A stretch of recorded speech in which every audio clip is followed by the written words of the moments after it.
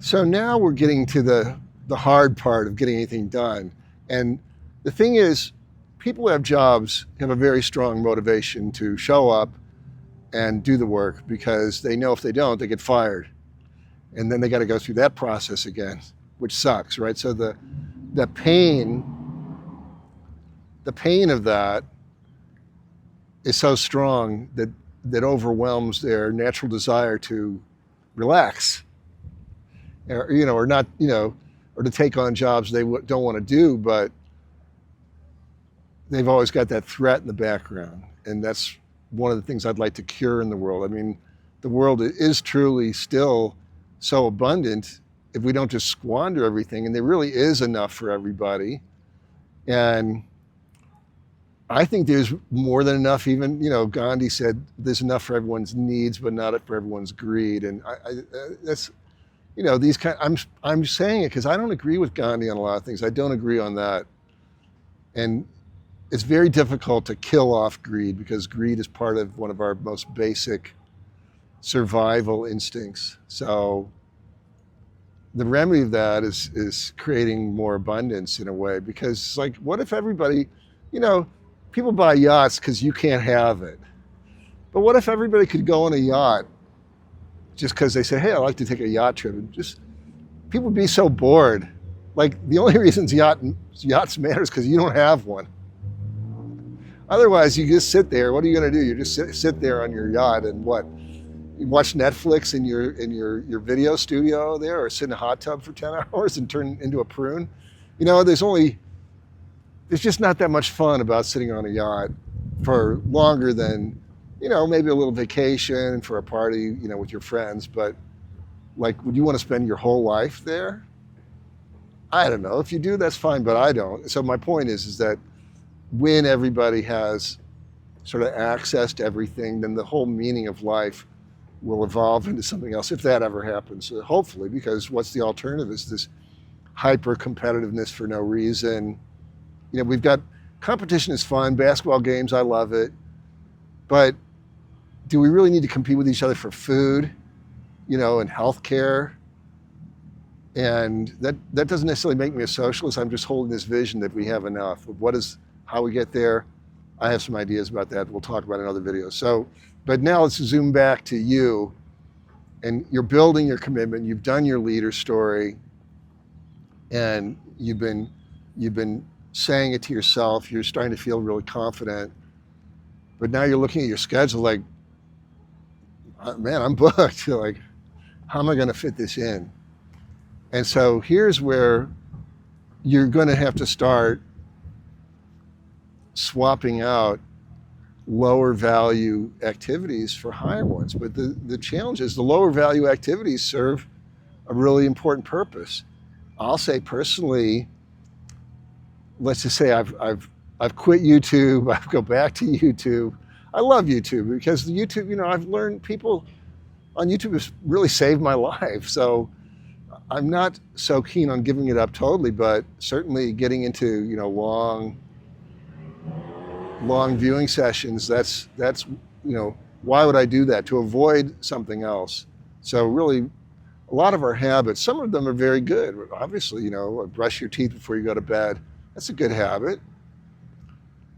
But a lot of our activities are designed to avoid something we don't want to face. And so those are more like addictions, and we're going to kind of break down. An addiction is something, if you really look carefully, right before you're doing the thing that there's a kind of a itch.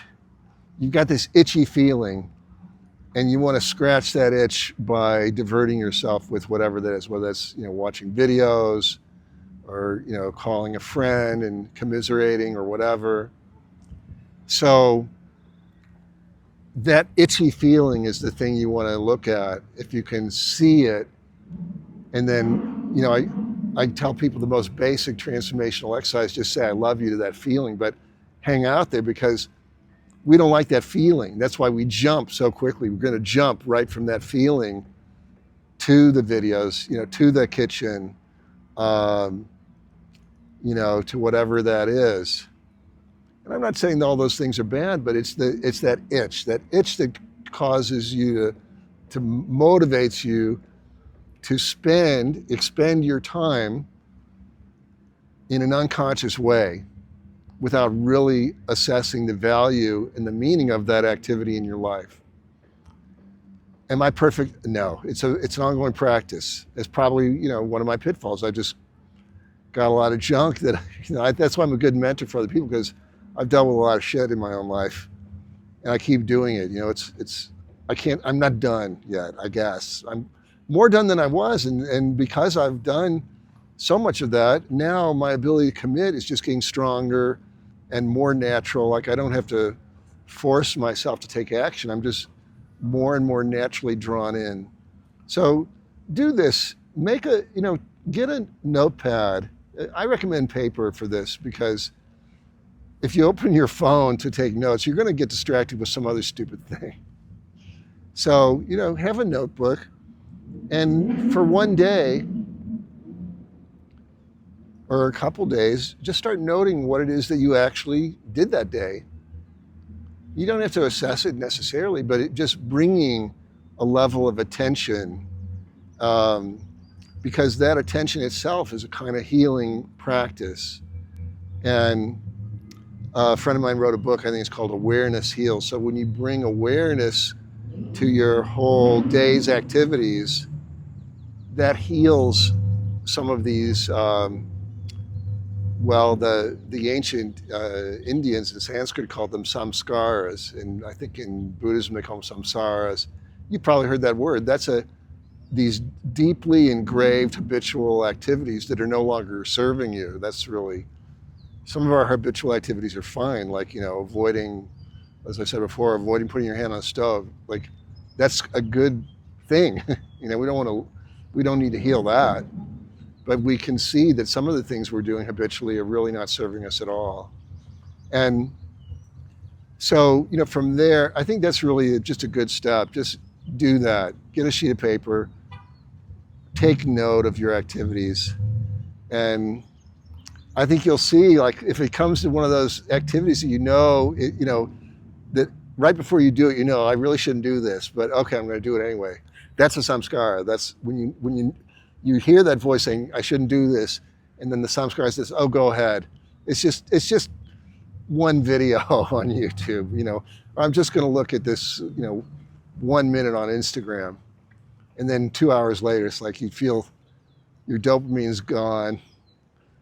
And that's how it works. It's like the samskaras are driving you. So the thing is, when you're noting this during the day and you're bringing awareness to your schedule, sometimes you see that and you're going to hear it. You're going to hear that little voice, the first voice, which is your actual intelligence saying, don't do this, this is wrong. And then your samskara is bubbling up saying, go ahead. But then the kind of guilt, this is a good guilt, because your guilt is going to say, yeah, but if I don't want to write that down. I don't want to write down that I watched YouTube for 2 hours. So that guilt is, in this case, could be a good thing. And it might be a way of kind of beginning to break that habit or really investigate the value. Like I said, I get a lot of value from YouTube. People have helped me improve my health, heal my back, just so many good things. So, that's a tough one. Pretty much all the rest of social media to me is just kind of mindless blob of info. But, YouTube is really, there's a lot of people, like, that's really why I'm doing this, because so many people have contributed to me by making videos. And I thought, okay, Mark, it's your time finally. Like, share this knowledge and get it out there and see how many people you can help. Because not that many people have done a lot of things I've done. I'm not teaching somebody you could really learn that easily from anybody else. I mean, how many ecologists know how to raise $1 billion hedge fund? I hope they're out there. I don't know them. If you are one, please call me. We'll work together. Or I'll work for you. I don't know. Just, I'm just not really seeing people, even after all these years of trying, really fulfilling the visions that I had. And I'm not giving up. I'm not giving up. But the main thing is share, teach. Whether you want to raise a hedge fund or you want to open a restaurant or just, fix some little thing in your life, I think you'll get value out of these videos. So that's why I'm doing it. All right. I think that's a pretty good step, getting you a sheet of paper, just taking some notes about what you actually do. Because what you do, that's what you're really committed to. And we're trying to upgrade your ability to commit and upgrading the activities that you do out of those commitments.